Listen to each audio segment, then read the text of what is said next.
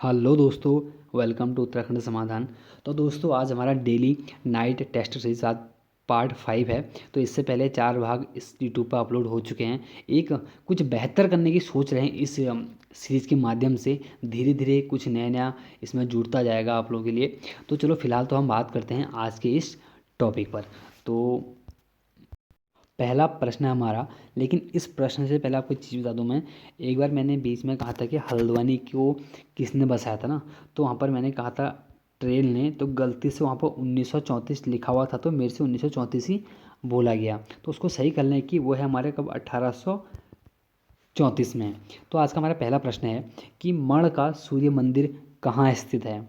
मण का सूर्य मंदिर, तो दोस्तों जो हमारा मण का सूर्य मंदिर है हमारे कहाँ, ए पिथौरागढ़ में। बात करते हैं कि मण का सूर्य मंदिर चौपाटा डीडी हाट के पिथौरागढ़ में स्थित है।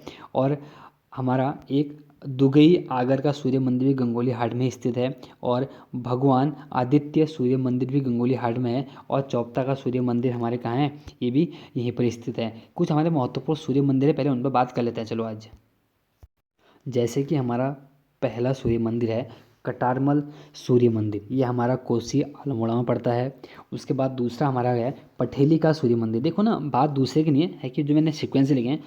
पलेठी, ठीक है, पलेठी का सूर्य मंदिर हमारे यहाँ टिहरी में है। और टिहरी के कहाँ पर, तो हिंडोला खाल में। हिंडोला खाल के कहाँ, तो देवप्रयाग विकास खंड में। ये एक बार पूछा गया था कि भाई कहाँ है, किस विकास खंड में है करके, तो कहाँ हमारे देवप्रयाग विकास खंड में। बात करते हैं कि हिंडोला नामक स्थान पर है, लेकिन यह क्या हमारा प्राचीनतम सूर्य मंदिर है। इन जितने भी सूर्य मंदिर हमारे हैं ना, उसमें सबसे प्राचीनतम सूर्य मंदिर हमारा पलेठी का सूर्य मंदिर ही है। और कुछ हमारे जैसे कि पिथौरागढ़ में मण तो मैंने पूछ लिया आज। रमक, सुई, चौपाता, दुगई, अमर सूर्य मंदिर हमारे सब कहाँ हैं, ये सभी हमारे पिथौरागढ़ जिले में स्थित हैं। इसमें चौथा टॉपिक है कि खेती खान का सूर्य मंदिर। ठीक है, खेती खान का सूर्य मंदिर हमारे लोहाघाट चंपावत में है। कुलसारी का सूर्य मंदिर हमारे चमोली में है। और घोड़ाखाल सूर्य मंदिर हमारे ये भंवाली नैनीताल में हो गया। और भटवाड़ी का सूर्य मंदिर हमारे उत्तरकाशी में है। और क्यार्क का सूर्य मंदिर हमारे कहाँ, तो पौड़ी में है। ये तो थे हमारे कुछ प्रमुख क्या हमारे सूर्य मंदिर। दूसरा प्रश्न है कि उत्तरकाशी के विश्वनाथ मंदिर का शक्ति स्तंभ किस लिपि में है। जो विश्वनाथ मंदिर में जो शक्ति स्तंभ है ना, यह किस लिपि में है। दोस्तों जब मेरे इससे पहले मॉडल पेपर चलते थे, मैंने वहाँ भी प्रश्न दिया था। और यही प्रश्न हमारे यहाँ एग्जाम में पूछा भी गया है। तो कौन सी लिपि थी हमारी, वो शंख लिपि। अब थोड़ा बात कर लेते हैं कि व्याख्या देख लेते हैं कि उत्तरकाशी के विश्वनाथ मंदिर में शंख लिपि जो लेख हैं शंख लिपि में लिखे गए हैं। इस मंदिर का प्राचीन त्रिशूल मंदिर है वो 21 फीट हमारा क्या है, ऊंचा है।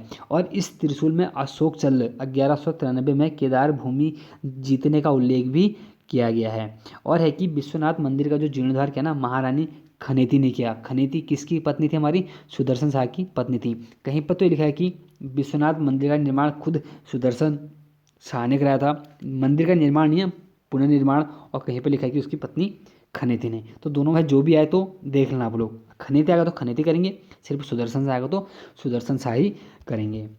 तीसरा प्रश्न है कि रक्षारो झरना किस नदी में है। तो इसका जो सही आंसर हमारा दोस्तों वह है बी, लधिया नदी में।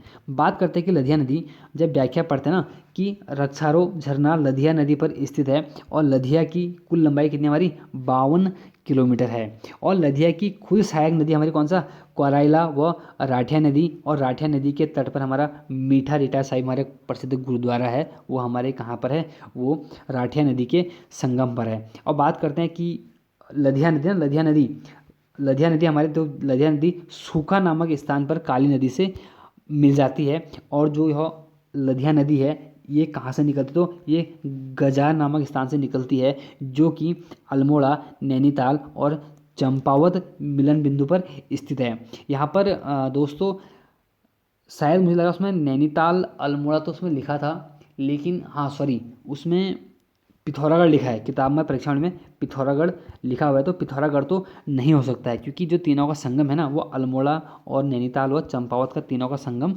है। चौथा प्रश्न है कि हमारा कुरु जोगी हास्य नृत्य किसका भाग है। प्रश्न है कुरु जोगी हास्य नृत्य किसका भाग है। तो दोस्तों यह है हमारे ए रम्माण उत्सव का। अब बात करते हैं कि कुरुजोगी हास्य नृत्य रम्माण उत्सव का एक भाग है। इसमें कुरु घास चिपकाने के भय से लोग इधर उधर भागते हैं। अब है कि रम्माण उत्सव चमोली के सलून डुंगरा सैलम गांव में प्रतिवर्ष अप्रैल माह में मनाया जाता है, जो कि हमारे एक मूक नृत्य है। और इसमें जो प्रमुख बात करें तो इसका क्या है कि रम्माण को यूनेस्को ने विश्व की अमूर्त सांस्कृतिक धरोहर में 2 अक्टूबर 2009 को आबू धाबी में शामिल इसको किया था। जब आबू धाबी मीटिंग हुई थी तो वहीं पर इसको शामिल किया था, कब, विश्व की अमूर्त सांस्कृतिक धरोहर में। और रम्माण को ही हमारे सन 2016 में राजपथ पर भी प्रदर्शित किया जा चुका है। और बात करें तो वर्तमान में 2021 में आज ही के दिन किसको किया गया था, केदारखंड को हमारा किया गया था राजपथ पर शामिल, झांकी में है। उसका था कि रम्माण उत्सव की जो शुरुआत हुई है वो 1911 से मानी जाती है। और रम्माण उत्सव के जो एकमात्र गायक हैं वो हमारे थान सिंह नेगी हैं। और रम्माण उत्सव को जो विश्व स्तर पर पहुंचाने का जो श्रेय गया ना, वह है डॉक्टर कुशल सिंह भंडारी को। तो दो महत्वपूर्ण हैं, एकमात्र गायक थान सिंह नेगी और इसको विश्व स्तर पर पहुंचाने वाले कौन है, हमारे कुशल सिंह भंडारी। पांचवा प्रश्न है कि रक्षा सूत्र आंदोलन किस नदी घाटी में वनों को बचाने के लिए किया गया।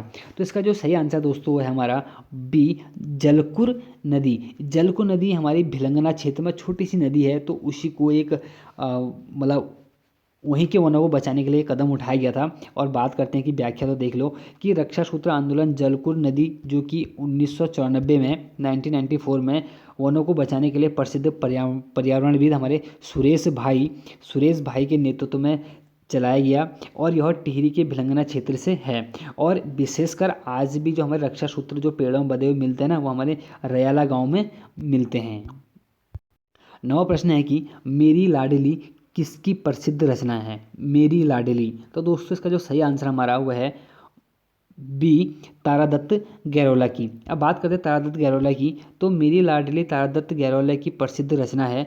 इन्होंने 1918 में कुमाऊं परिषद के हल्द्वानी अधिवेशन की अध्यक्षता की थी।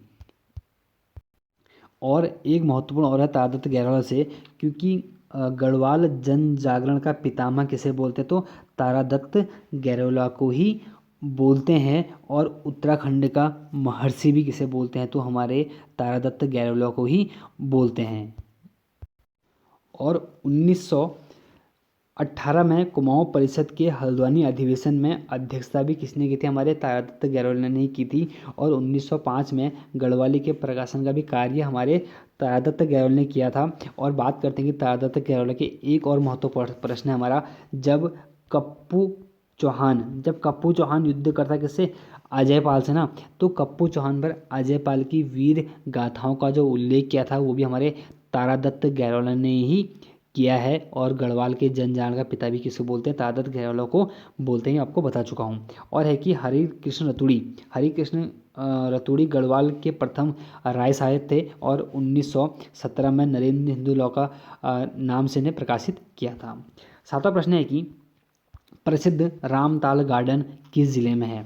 तो रामताल जो गार्डन हमारा दोस्तों वह है डी देहरादून में। बात करते हैं कि रामताल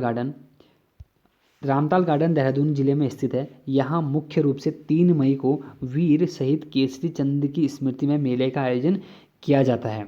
और मालसी डियर पार्क देहरादून मसूरी मार्ग पर स्थित है, जिसकी स्थापना 1976 में की गई थी। और शिवानंद आश्रम का हमारा, तो ये हमारा ऋषिकेश में है। 8वां प्रश्न है कि लवराज सिंह धर्म सत्तू का संबंध किससे है। तो ये क्या है, ये हमारे दोस्तों के हमारे पर्वतारोही हैं।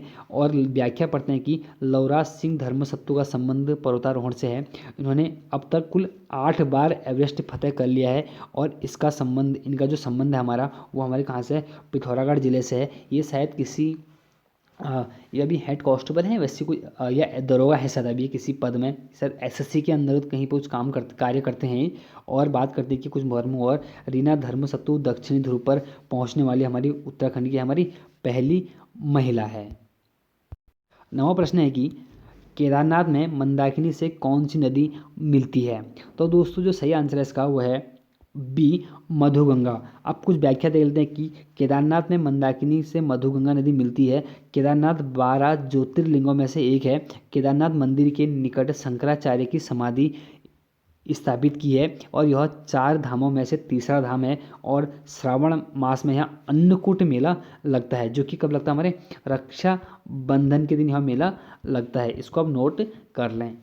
10वां प्रश्न है कि बंगाल रैपर्स माइनर्स का मुख्यालय कहाँ स्थित है। दोस्तों ये प्रश्न एक बार बहुत महत्वपूर्ण पूछा गया है, तो इसका जो सही आंसर हमारा वो है बी, रुड़की में। अब बात करते हैं कि बंगाल रैपर्स माइनर्स का स्थापना जो हुई थी 1803 में हुई थी और 1953 में इसका मुख्यालय रुड़की में बनाया गया। और जो रुड़की है ना वर्तमान में, वो हमारे सोनाली नदी के तट पर स्थित है। मतलब तट पर नहीं, सोनाली और गंगा के बीच में स्थित कौन है हमारा, रुड़की। और उसके बात करते हैं कि रुड़की स्थित शेखपुरी में ब्रिटिश कालीन, एक मिनट, ठीक है, ब्रिटिश कालीन सोलर हेड्स बनाने का कारखाना स्थापित किया गया था। तो ये तो थे कुछ हमारे आज के 10 महत्वपूर्ण प्रश्न। तो कमेंट करिए आपके कितने नंबर आ रहे हैं। 10 में से 10 आए तो भाई बधाई आपको बहुत सारी, क्योंकि आप लोग अच्छी तैयारी में हैं। और जुड़े रहें इस यूट्यूब चैनल के साथ, आपको बहुत सारा और भी इसमें से देखने को मिलने वाला है, बहुत अच्छी अच्छी चीज़ें। तो दोस्तों बस एक ही बात कहूँगा, मैं कह रहा हूँ जितने लोग भी इस वीडियो को देख रहे हैं तो प्लीज़ एक लाइक तो बनता है ना। तो चलो ठीक है, मिलते हैं नेक्स्ट वीडियो में, तब तक के लिए जय हिंद जय भारत।